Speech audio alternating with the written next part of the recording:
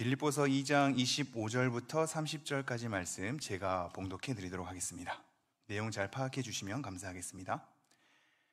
그러나 에바브로디도를 너희에게 보내는 것이 필요한 줄로 생각하노니 그는 나의 형제요 함께 수고하고 함께 군사된 자요 너희 사자로 내가 쓸 것을 돕는 자라.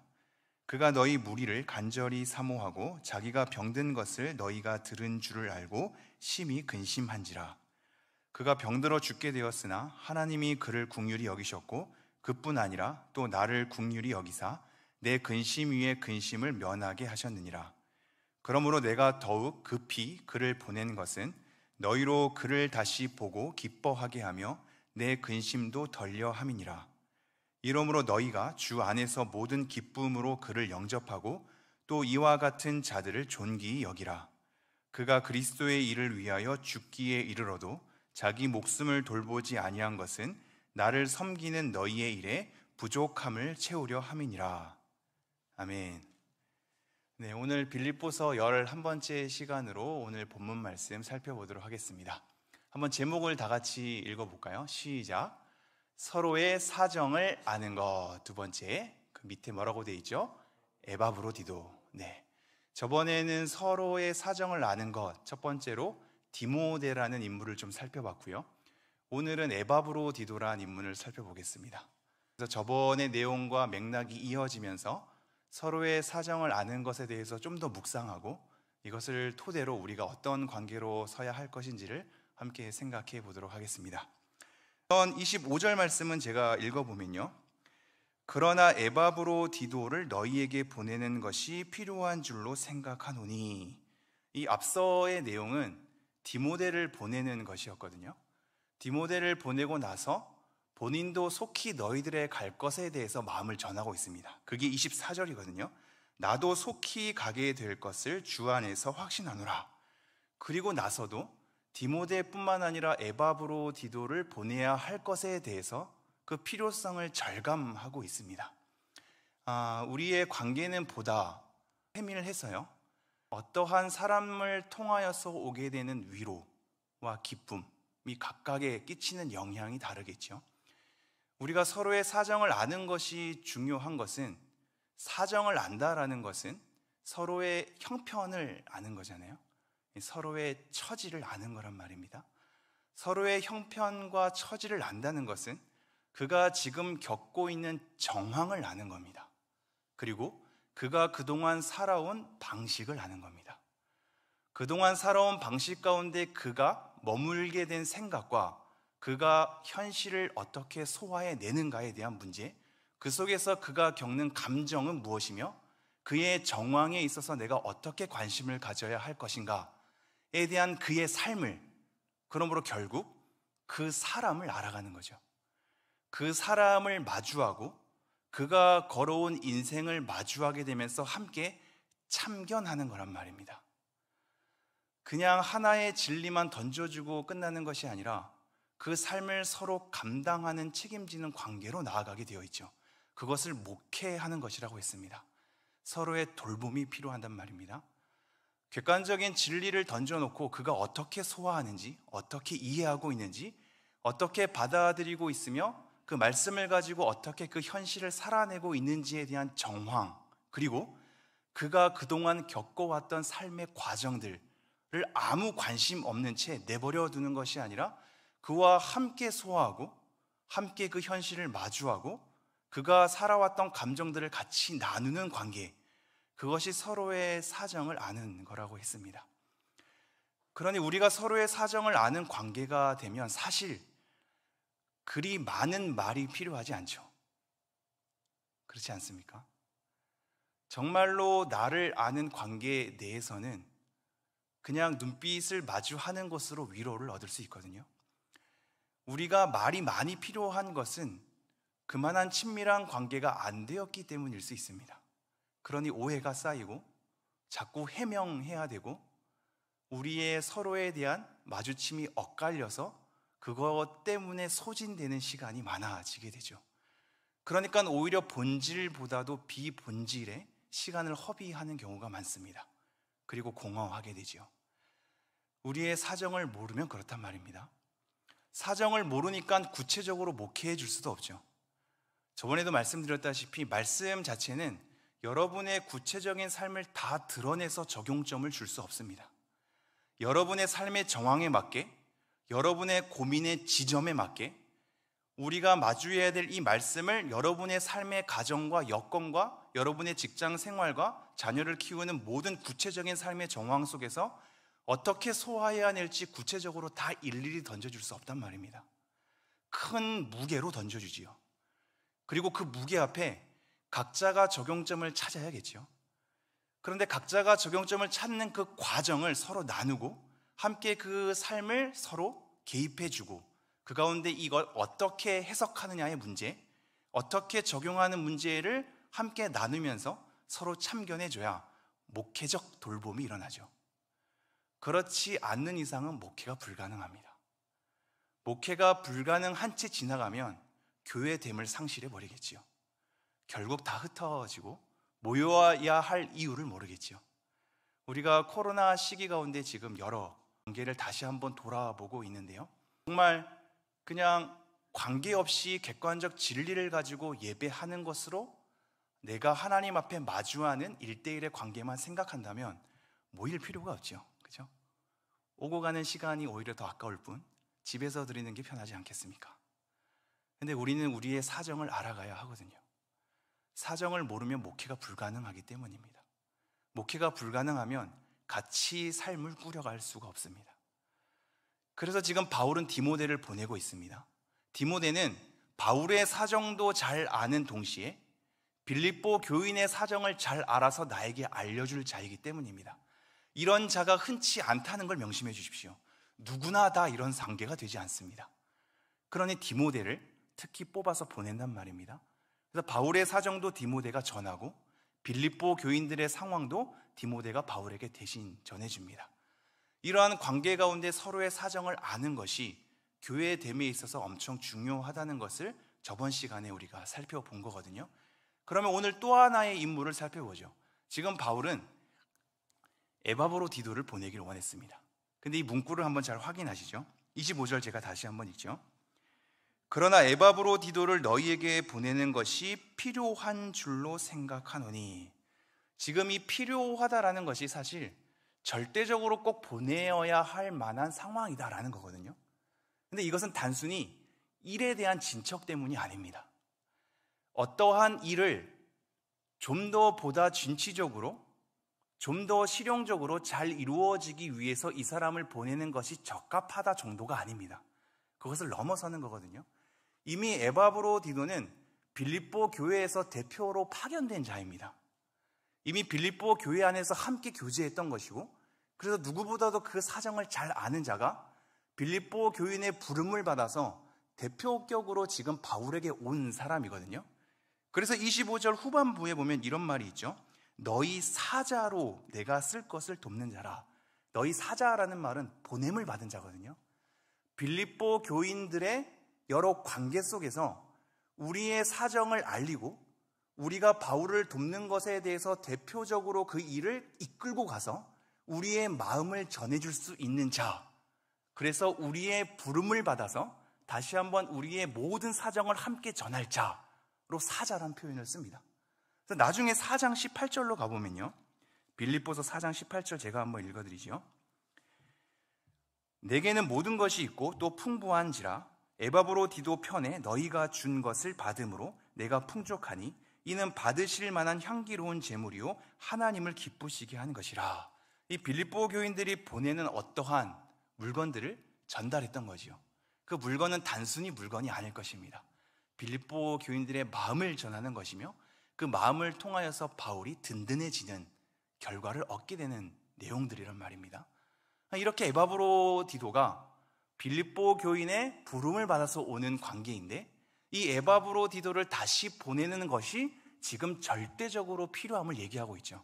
이것은 빌립보 교인들이 그동안 에바브로디도와 맺은 관계가 너무나 친밀해서 너무나 사정을 잘 아는 관계여서 에바브로디도에 대한 걱정이 많은 상황, 그래서 에바브로디도가 가는 것 자체만으로 그들에게 기쁨이 되는 상황, 그 관계가 누리는 평안과 안위가 있단 말입니다.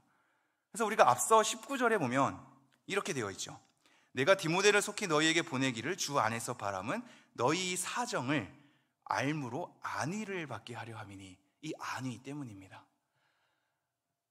누군가를 보고 안위를 얻으신 적이 있으신지요? 우리 교인들의 서로의 얼굴을 보고, 그의 존재를 보고, 그 사람의 인생을 보고, 그와 마주한 것을 보고 여러분이 안위를 얻으신 적이 있으신지요? 지금 빌립보 교인들과 에바브로디도는 그런 관계거든요. 그래서 지금 너희에게 너희 걱정과 근심을 알아서 지금 에바브로디도를 너희에게 보내는 것이 빌립보 교인들에게 안위가 되는 줄을 알아. 그것은 어떠한 일의 차원이 아니라 관계에서 오게 되는 평안과 기쁨 때문에 내가 절대적으로 지금 에바브로디도를 보내야겠다, 이렇게 얘기를 하고 있습니다. 그러면서 이렇게 이어집니다. 에바브로디도를 너희에게 보내는 것이 필요한 줄로 생각하노니 그는 나의 형제요 함께 수고하고 함께 군사된 자요 너희 사자로 내가 쓸 것을 돕는 자라. 지금 이 에바브로디도를 다른 곳에서 찾기가 어렵거든요. 에바브라라는 이름이 등장해서 원래 그 시대 당시에 에바브로디도를 에바브라로 줄여서 얘기하기도 해서 지금 에바브라가 골로새에서 등장하거든요. 골로새서에서의 에바브라와 여기 에바브로디도는 동일 인물이 아닌 것이란 견해가 큽니다. 왜냐하면 에바브로디도도 빌립보 교인의 지도자였고 에바브라라는 사람도 골로새 교인의 지도자였기 때문에 두 교회의 지도자가 되기는 어려워서 다른 인물일 것이라고 얘기하거든요. 그러면 우리가 에바브로디도와 바울의 관계를 볼 수 있는 건 유일한 본문이거든요. 근데 이런 관계에 대해서 어떤 관계로 쌓아가는지 보십시오. 그는 나의 형제라고 얘기합니다. 이게 되게 단순하게 들리시지요? 우리 교회에서 물론 직분을 많이 얘기하고 있어서 형제 자매라고 언급하는 경우가 흔치 않습니다만 대부분 청년들은 또 형제 자매라고 많이 언급하잖아요. 제가 어렸을 때는 이런 단어에 예민해서 형제를 정말로 형제라고 생각하지 않으면 형제로 부르지 말아야겠다, 이런 생각한 적 많았거든요. 그래서 우리 신재정 목사님을 제가 진짜로 형제로 생각한다면 재성 형제 이렇게 얘기하겠지만 형제로 생각하지 않으면 재성님, 재성씨 이렇게 언급하기도 했습니다. 사실 원래는 그렇잖아요. 형제로 생각해야 형제라고 얘기할 수 있고 자매로 생각해야 자매로 얘기할 수 있는 거 아닙니까? 우리는 그냥 남성을 언급할 때 형제, 여성을 언급할 때 자매란 표현을 쓰죠. 그래서 오히려 직분 가진 자에게 형제라고 또는 자매라고 하면 괜시리 기분 나빠지죠. 그거보다 더 우위인 것 같아서. 그런데 성경에서의 형제라는 말이 과연 그럴 용도로 쓰인 것인가? 그냥 단순히 형제라는 표현을 에둘러서 얘기하면서 교회 안에서 불리는 호칭이 애매해서 남성과 여성 각각에게 그냥 의례껏 부르는 정도의 형제가 아니란 말입니다. 정말로 한 아버지를 모시고 그 가운데 우리가 함께 한 가족된 심정에서 형제로 부르는 것이거든요.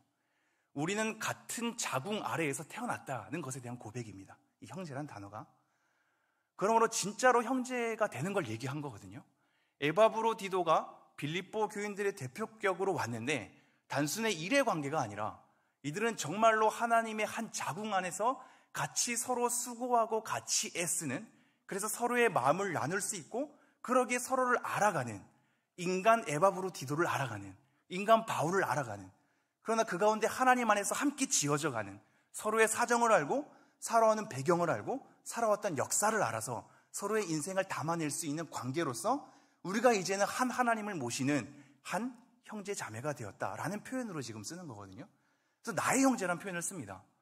잘 생각해 보십시오. 에바브로디도는 빌립보 교인들이 오히려 더 잘 아는 자거든요.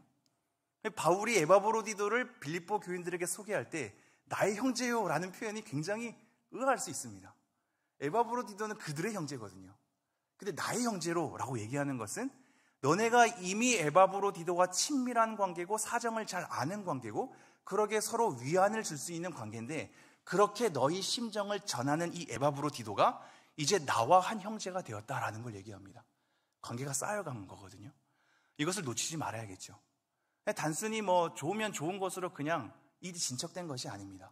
굉장히 관계적이었고 그 가운데 서로의 사정을 아는 관계로 지어져 간 것이죠. 나의 형제요 라는 표현을 씁니다. 그러면서 뭐라고 얘기하냐면 함께 수고하고 함께 군사된 자요 너희 사자로 내가 쓸 것을 돕는 자라. 함께 수고하였답니다. 그리고 함께 군사가 되었답니다. 우리의 관계는 하나님 앞에서 보다 전투적이어야 할 때가 있거든요. 깨어있음에 관한 문제에 있어서 그렇습니다. 그냥 편안하고 좋은 게 좋은 것으로 끝나는 관계로 애들로 덮어주는 관계가 아니라 깨어있는 군사로서 전투적 긴장감이 있어야 되는 관계이기도 하거든요. 그러므로 함께 군사됐다고 합니다. 함께 수고했다고 하고요. 여기서 묻어나오는 관계적 측면을 자꾸 확인하셔야 됩니다. 그냥 군사로서 같이 지낸 게 아니고 그냥 하나님의 일을 분담해서 나누는 정도의 수고로움이 있는 게 아니죠. 함께 수고했다고 하죠.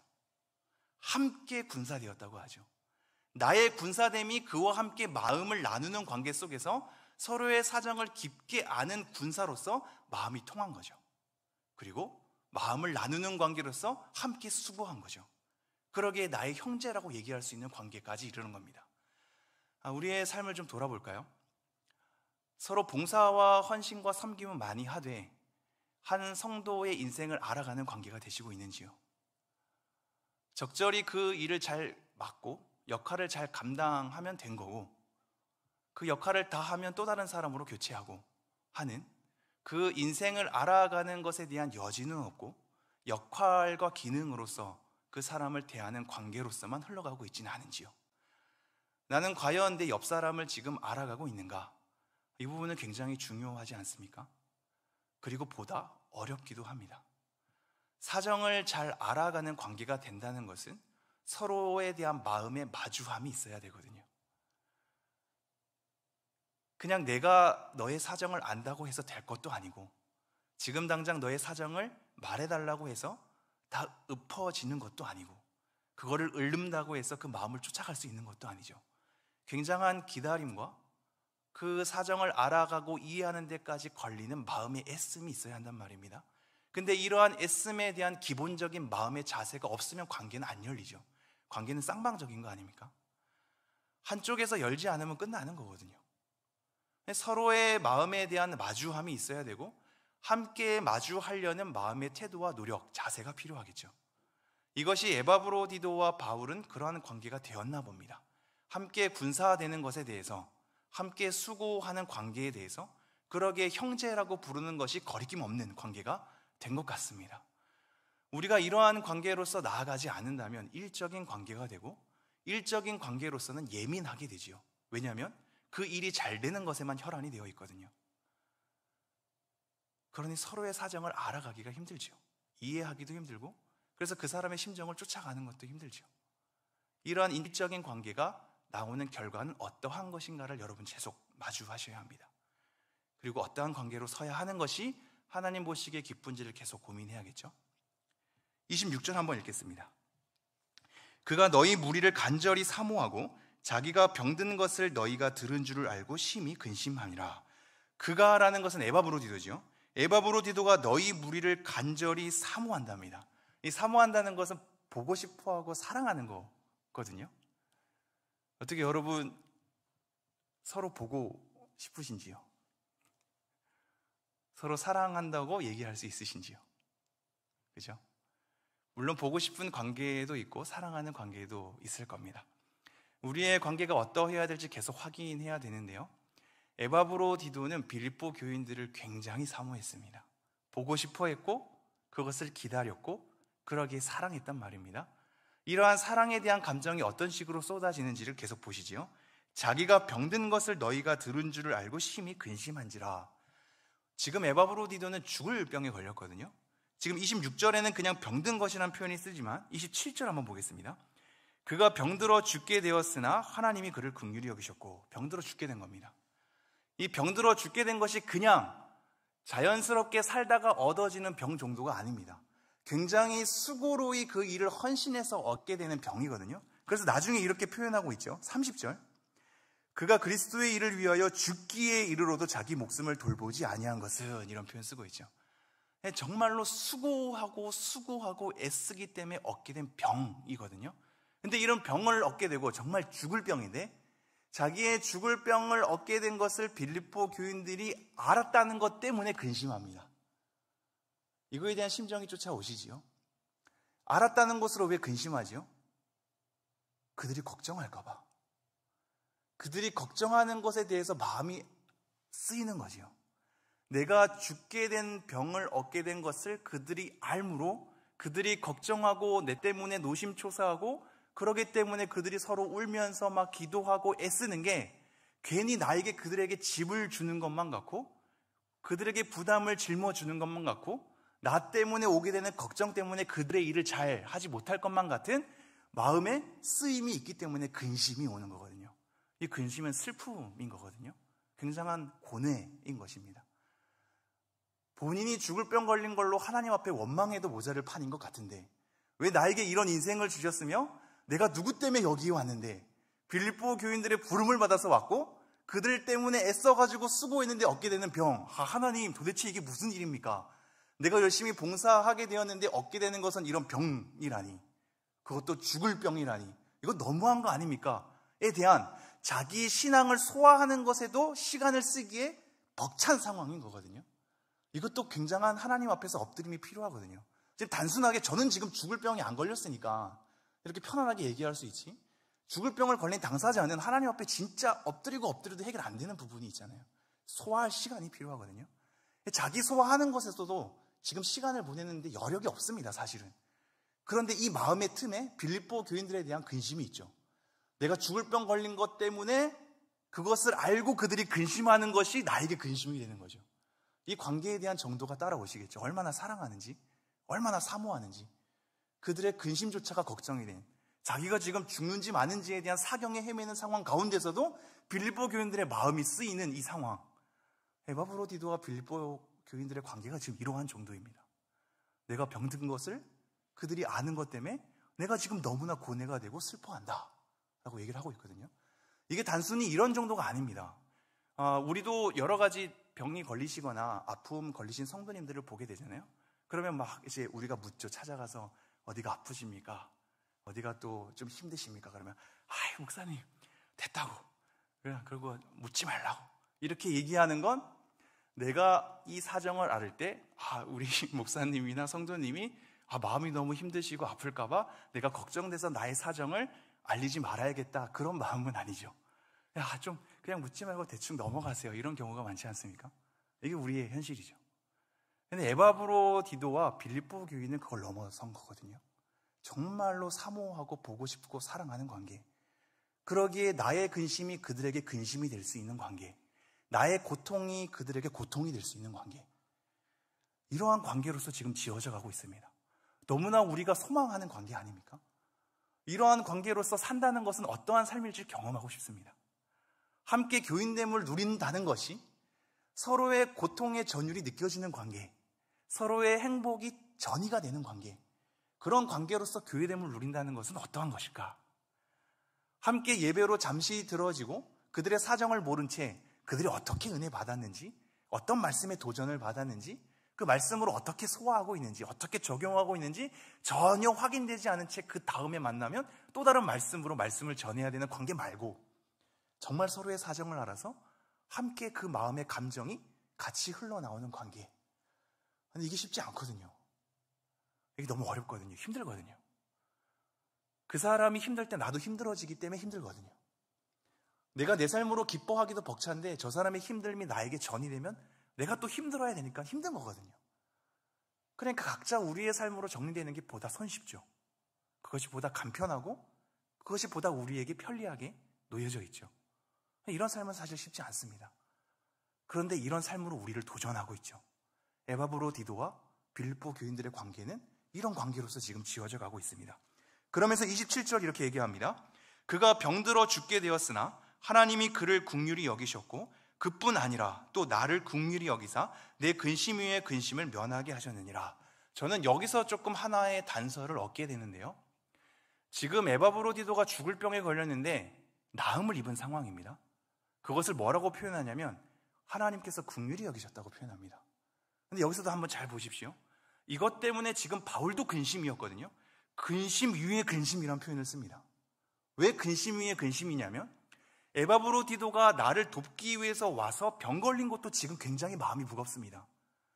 내가 에바브로디도를 하나님 앞에 나와 함께 동력을 하다가 이것 때문에 넘어진 것에 대해서 나도 이 사람이 하나님 앞에 실망하지 않도록, 하나님께 원망을 갖지 않도록 우리가 서로 지금 하나님 앞에 서 있는데 나는 병 안 걸렸고 이 사람은 병 걸린 거잖아요.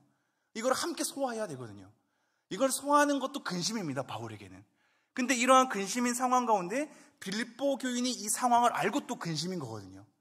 여기서 지금 에바브로디도가 죽게 되면 또 근심입니다. 그리고 죽게 되는 걸 통해서 빌립보 교인들의 마음이 상하는 것도 또 근심입니다. 지금 바울의 애씀도 보이시나요?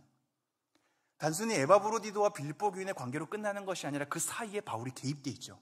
그들의 관계 속에서 그들의 사정을 알아가고 그들의 관계를 이해하기 때문에 그것이 오히려 자기에게 근심 위에 근심이 될 수 있는 관계입니다. 잘 애쓰는 거죠.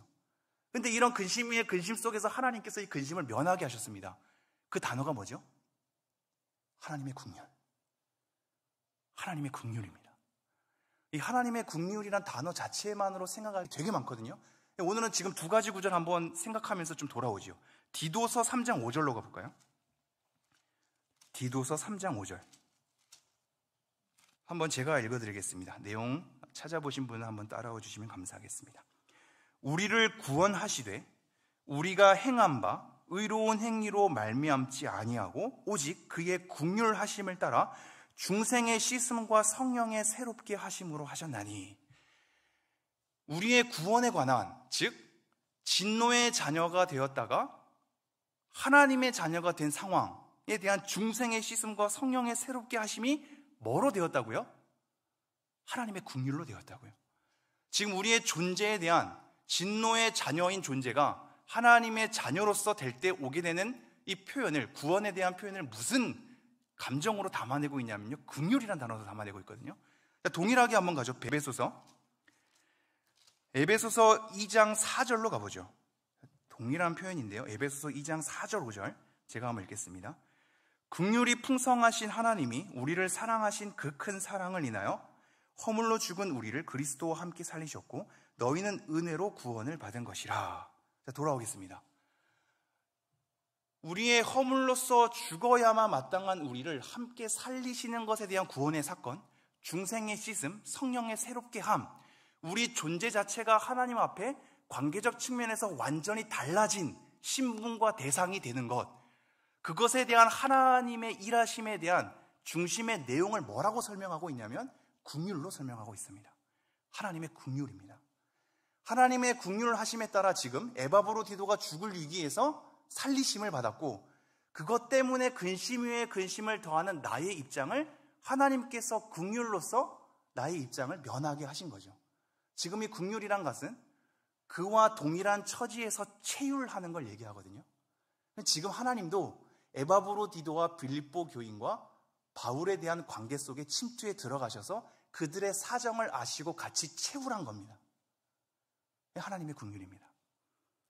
그들의 처지와 상황과 사정과 형편과 감정과 그들의 고민과 그들의 상태를 알기 때문에 지금 죽을 수 있는 위기와 그것 때문에 근심 위에 근심을 더할 수 있는 관계 내에서 하나님께서 침투에 들어오셔서 그들과 함께 채우라사 그들의 존재를 탈바꿈하셨죠. 이것이 하나님의 긍휼이거든요. 하나님의 긍휼. 이거를 보다 한 단계 더 넘어서 생각해 보십시오. 우리의 관계가 지금 서로의 사정을 아는 관계가 되어야 하는데 우리는 너무 다르지 않습니까? 우리의 스타일도 다르고 그것을 소화해내는 방법도 다르고 표현하는 방식도 다르고, 그러기에 어떠한 일을 분담할 때도 그 일을 소화해내고 그 일에 적응해내면서 담당하는 것에 대한 형태도 다 달라서 일적인 관계로만 갔을 때는 그냥 파산이 나죠. 우리의 관계를 담아낼 수 있는 표현력은 우리 서로가 없습니다. 서로가 감당하기 힘들죠. 나라는 사람의 죄라는 것을 마주하는 것도, 그것을 소화하는 것도 힘든데 내가 잘 이해할 수 없는 그 사람을 담당해내는 것도 힘들죠. 서로를 받아내는 것은 힘들단 말입니다. 이렇게 서로 받아내는 관계가 어떻게 이루어질까? 서로의 사정을 아는 것이 어떻게 이루어질까? 그 사람을 내가 담당하고 그 사람을 이해하는 정도에 이르는 것은 어떠한 상태에서 출발할까? 하나님의 긍휼입니다. 하나님의 긍휼. 우리가 서로의 사정을 아는 관계는 하나님의 긍휼이 필요합니다. 하나님의 긍휼은 함께 그 자리에서 채울하는 거 아닙니까? 불쌍히 여김이 있단 말입니다. 우리는 우리 서로에 대한 관계 속에서 불쌍히 여김이 부족하죠. 그러니 이해하기 힘들고 사정을 알아가는 것이 힘들고 그 사람이 소화해내는 방식에 대해서 담당하는 것이 어렵지 않습니까? 우리에겐 보다 긍휼이 필요합니다. 우리 사명의 교회 교회됨을 정말로 서로의 사정을 아는 관계가 되기 위해선 서로의 다름에 강조가 되어서 다름이 강조되다 보니까 안 맞음으로 가는 것이 아니라 결국 우리가 하나님 안에서 함께 지어져 가는 관계로서 하나님의 긍휼 가운데 서로 불쌍히 여기는 관계로 되어야겠다는 마음이 우리 가운데 필요하죠. 이 긍휼이 지금 이들의 관계를 살린 거거든요. 하나님의 긍휼이 이들을 살렸습니다. 근심을 면하게 했단 말입니다. 우리의 서로에 대한 날카로움, 서로에 대한 교정, 그 사람에 대해서 부족한 것을 내가 고치려 함 정도로서는 우리의 관계가 보다 친밀하게 나아가기가 힘들죠. 불쌍히 여김이 필요합니다. 불쌍히 여기는 하나님의 긍휼을 통해서 우리의 마음의 넉넉함과 말랑말랑해짐이 있을 때 서로를 받아낼 수 있는 여지가 생기죠. 하나님의 긍휼이 우리 가운데 있는가? 그것을 내가 기대하고 있는가? 하나님의 긍휼을 바라보고 있는가? 우리의 관계의 안맞음 때문에 날카로워진 우리의 심정 속에서 서로에 대한 불쌍히 여김을 통한 하나님의 긍휼이 우리를 에워싸고 있는가? 이것을 우리가 한 번쯤 생각해 봐야겠죠. 28절입니다. 그러므로 내가 더욱 급히 그를 보낸 것은 너희로 그를 다시 보고 기뻐하게 하며 내 근심도 덜려함이니라. 그를 보냄으로 인해서 기쁨을 가질 것에 대한 기대를 가지고 있습니다. 그를 보내는 것 자체가 빌립보 교인에게 기쁨이 되는 거죠. 너무나 친밀하고 부러운 관계 아닙니까? 29절. 이러므로 너희가 주 안에서 모든 기쁨으로 그를 영접하고 또 이와 같은 자들을 존귀히 여기라. 여러분, 이것을 잘 소화해내야 하는데요. 이러므로 너희가 주 안에서 모든 기쁨으로 그를 영접하랍니다. 지금 어떻게 보면 적반하장이지요. 에바브로디도는 누구보다도 빌립보 교인들이 더 잘 알지 않습니까? 그죠? 그런데 그를 주 안에서 모든 기쁨으로 그를 영접하라라고 얘기하거든요. 그럼 이게 도대체 무슨 내용인가? 이미 빌립보 교인들은 에바브로디도를 너무나 잘 아는데 그에 대해서 영접하라는 말이 무슨 말인가? 이것이 주 안에서라는 단어 속에서 자꾸 밝혀내야 될 부분인데요. 지금 에바브로디도가 그에게 파송돼서 와서 바울과 관계를 맺고, 그것도 형제된 관계, 함께 수고하는 관계, 함께 군사된 관계가 되었잖아요. 그런 가운데 죽을 병에 걸렸단 말입니다. 그 속에서 하나님의 긍휼 때문에 그 죽을 병에서 살리심을 얻고 그 가운데 회복하는 관계 속에서 근심에 면하게 됨을 얻고, 그리고 나서 그를 빌립보 교인들에게 보내서 기쁨의 관계로서 지금 서로 맺어지는 관계 속에 있단 말입니다. 이것이 지금 주 안에서 일어난 삶의 여정입니다. 즉, 하나님께서 우리의 삶 가운데 어떻게 침범하셔서 우리의 삶을 어떻게 만지셨고 우리의 위기를 어떻게 극복하게 하셨고 우리의 사정을 알므로 하나님께서 그를 어떻게 인도하셨는지에 대한 우리의 삶에 개입하신 하나님의 흔적을 주 안에서 다 알아서 그걸 서로 만끽하고 감사하며 그에 대한 살리심에 대해서 기뻐하고 그를 하나님이 쓰셨다는 것에 대해서 즐거워하며 우리의 관계를 하나님께서 함께 들어옴으로 우리의 관계가 기쁜 관계로서 계속 유지될 수 있도록 참견하고 계신다는 것에 대한 확인, 이것이 주 안에서 함께 영접하는 것으로 얘기를 하고 있는 겁니다. 그 사람을 단순히 알아가는 것 정도가 아니라 그 사람 인생 가운데 역사하신 하나님의 행적을 읽어내는 겁니다. 그 삶의 행간을 따라가는 겁니다. 하나님께서 그를 어떻게 긍휼히 여기셨는지, 어떻게 그를 위해서 애써 일하셨는지에 대한 하나님의 일하심까지 다 알고 함께 이것을 나누며 기뻐하는 관계, 그러기에 주 안에서 그를 영접하라라고 얘기하죠. 이미 잘 아는 관계여서 얘기 안 해도 잘 영접할 터인데 주 안에서 그를 기뻐함으로 영접하라는 것은 그간 있었던 일 가운데 개입하셔서 에바브로디도가 지금의 에바브로디도가 될 수 있도록 움직이신 하나님의 일하심, 하나님의 개입하심, 하나님의 만드심, 하나님의 살리심, 이런 모든 행적을 함께 나눔으로 하나님을 찬미하고 우리 관계 가운데 개입해 들어오신 하나님께 감사함으로 서로 그 관계를 누려라 라는 내용이 주 안에서 그를 기뻐함으로 영접하라라는 내용입니다. 주 안에서 모든 기쁨으로 그를 영접하고 또 이와 같은 자들을 존귀히 여기라. 그렇게 하나님께서 쓰시는 사람들, 개입하신 사람들, 만드신 사람들, 그 사람들을 존귀히 여기라 라고 얘기하고 있죠. 마지막 30절 함께 읽겠습니다. 시작. 그가 그리스도 일을 위하여 죽기에 이르러도 자기 목숨을 돌보지 아니한 것은 나를 섬기는 너희의 일에 부족함을 채우려 함이니라. 그가 그리스도의 일을 위하여서 자기 목숨을 아끼지 않고 왔단 말이죠. 그런데 이것은 나를 섬기는 것에 대한 너희의 일의 부족함을 채우려 한다는 것에 대한 것도 심정을 잘 읽어내십시오. 지금 이 말은 빌립보 교인들의 섬김이 부족하다라고 얘기하는 게 아니죠. 그죠? 빌립보 교인들이 하나님 앞에 바울을 챙기는 것에 대한 애씀이 있는데 그 손이 미처 다다르지 못하는 것에 대한 갭이 있기 때문에 에바브로디도를 대표로 세워서 보낸단 말입니다. 그래서 에바브로디도가 그들의 심정을 전하고 그들의 사정을 전하고 그들의 물건을 전하면서 그 모든 것을 함께 채워나가죠. 그래서 그들의 사정을 함께 채워나가서 보다 하나님 앞에 올바르게 관계가 돈독하게 형성된 상태란 말입니다. 그런데 이 표현을 에바브로디도가 대표격에서 내가 지금 대표로서 이 일을 했다라고 얘기하지 않죠. 빌립보 교인들의 일을 내가 담당하고 있다라고 얘기하죠. 자기를 내세우지 않는 것이 보이십니까? 빌립보 교인들의 애씀과 수고와 일함을 전하는 사람일 뿐, 그래서 그들의 여러 가지 일을 보충하고 그들이 미처 다다르지 못하는 손길을 내가 그들의 대표격으로 담당할 뿐, 내가 뭔가 으스대면서 어깨가 올라가서 내가 빌립보 교인의 대표로서 이 모든 것을 좌지우지하고 있다라고 얘기하지 않는단 말입니다. 오히려 보면 조연의 역할입니다. 우리가 살펴봤듯이 빌립보 교인들의 희생 제물 위에 내가 뿌려지는 번제로서 드리는 것이 낫다라고 하는 것처럼 말입니다. 이 관계를 여러분 이해하셔야 됩니다. 한번 정리하겠습니다. 저는 동력자라는 단어로 예민해질 때가 있었습니다. 제가 친밀하게 여기는 사람의 기준은 보다 높아서 정말로 마음을 나누는 관계 아닌 이상 그냥 대충 관계 맺고 대충 일하는 관계쯤으로는 친밀하다는 단어를 안 썼거든요. 그래서 내가 생각하는 동력자의 관계는 보다 기준이 높아서 아무하고나 동력자라는 얘기를 사실 안 했습니다. 친구도 그렇고 친밀하는 관계도 그렇고 보다 높은 기준 속에서 미치지 않는 사람들은 그런 관계로 얘기를 하지 않았던 적이 있거든요. 근데 우리가 이 동력자란 단어를 여러 가지로 이해해야 되는데요. 사실 동력자는 같은 일을 하는 사람이거든요. 하나님 앞에서 하나님의 일을 같이 담당해내는 사람을 다 동력자라고 얘기하는 겁니다. 그러므로 우리가 우리의 마음을 너무 잘 알고 내 사정을 너무 잘 알아서 나를 잘 이해하는 정말로 친밀한 관계만 너무 혈안이 되면 다른 관계는 다 보잘것 없어지지요. 나를 모르는 관계는 다 쳐내게 된단 말입니다. 근데 우리는 이 두 가지를 다 가야 됩니다. 사실 우리는 어떻게 보면 다 동력자입니다. 같이 하나님의 일을 함께 담당하는 자 아닙니까? 우리가 서로 스타일에 안 맞고 티격태격하고 다툼이 있고 서로의 표현이 달라서 마음이 상하는 거 있는 거 다 압니다. 그런데도 불구하고 우리가 주 안에서 함께 동력자 되었음을 자꾸 확인해 주셔야 합니다.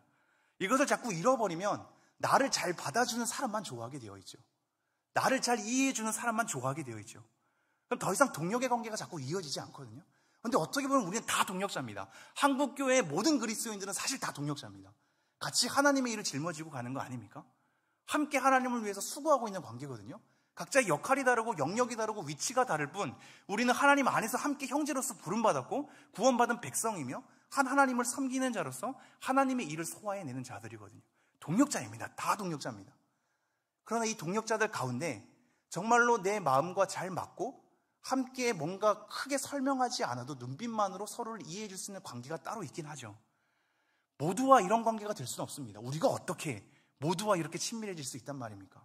모두와 친밀하려고 하는 건 오히려 모두와 친밀하지 않은 것을 드러내는 것이기도 하죠. 두 가지를 다 가야 됩니다. 우리는 보다 사정을 알아야 되고 보다 그들의 심정을 읽어내야 되며 그들의 일에 대한 것만이 아니라 그 존재에 대한 그 사람에 대한 알아감이 필요하죠. 그리고 그렇게 맺어지는 관계로 희망하고 기대하고 기다리며 기도해야 합니다. 그러나 그 가운데 미치지 못하는 스타일에 안 맞는 나랑 뭔가 자꾸 어긋나는 뭔가 스타일이나 표현 자체가 내 마음을 상하게 하는 그런 사람들도 만나게 되어 있죠. 그러나 그도 구원받은 백성이기에 같이 하나님의 일을 하는 자기에 우리 또한 동력자라는 의식이 있어야겠죠. 우리는 다 동력자입니다. 이 개념을 잃어버리면 자꾸 편이 갈려지게 되어 있습니다. 다 동력자거든요. 안 맞아도 동력자입니다. 하나님이 부르셨는데 어떡합니까? 하나님께서 그를 사랑하시는데 어떡합니까? 다 동력자입니다. 나랑 안 맞는 사람일 뿐 동력자입니다. 함께 이 동력하는 관계 내에서 보다 우리에게 위로를 해주는 관계를 하나님께서 허락하실 겁니다. 그와 함께 위로를 얻으며 같이 체유를 하며 그들의 감정을 주고받으며 그들의 고통이 전이 되며 그들의 행복을 함께 나눌 수 있는 관계로서 더 잘 지어가도록 노력해 주십시오.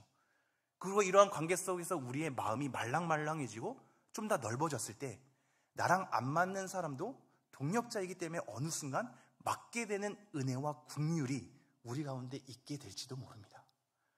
그런 하나님의 긍휼을 우리가 기대하면서 우리 사명의 교회 가운데 그런 긍휼을 베풀어 주시기를, 불쌍히 여겨주시기를, 그것 때문에 우리의 마음이 열려지기를, 그래서 내 옆 사람을 좀 더 담당해 줄 수 있는 사람이 되기를, 정말로 그런 친밀한 동역자를 허락해 주시기를, 눈빛만 봐도 우리 마음속에 위로가 되는 관계를 허락해 주시기를, 그런 교회됨을 제발 경험해 주시기를 우리가 간절히 바라면서 기도하는 여러분 되기를 소망합니다.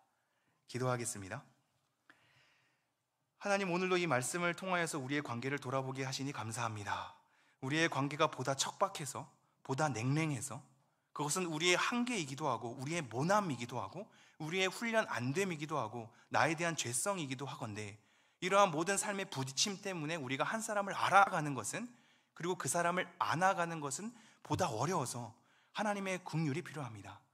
때가 안 맞기도 하고 타이밍이 안 맞기도 하고 서로에 대한 핀트가 안 맞기도 해서 자꾸 어긋나는 우리의 관계를 많이 경험하게 되는데, 하나님 우리를 불쌍히 여겨주시고 하나님의 긍휼로서 우리를 다시 붙여주셔서 우리가 하나님 안에서 한 동력자임을, 그 가운데 서로의 마음을 나누는 관계가 얼마나 하나님께서 보시기에 기뻐하는 관계인지를 기억하며 애쓰며 하나님의 도우심을 바라며 설 수 있도록 은혜를 허락하여 주시옵소서. 이 모든 말씀 우리 주 예수 그리스도 이름으로 기도합니다. 아멘.